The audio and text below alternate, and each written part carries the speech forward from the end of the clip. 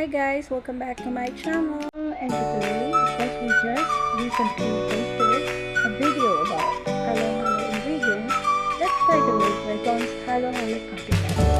Here are the ingredients. Naging makapuno, lecithin, ice, and milk. Now, the first ingredient we need to put in our egg is Antipolo. I don't have a home brew makapuno, so I use the bubble milk. For the next layer, we need to put the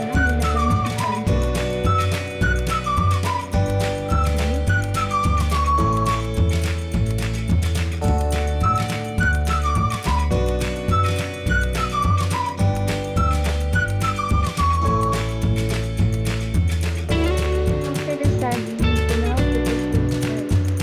Now, because Razon, they have their own special mix, secret ingredients inside.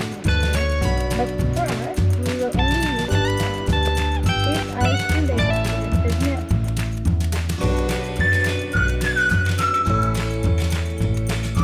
Lastly, the topping should be lecithin.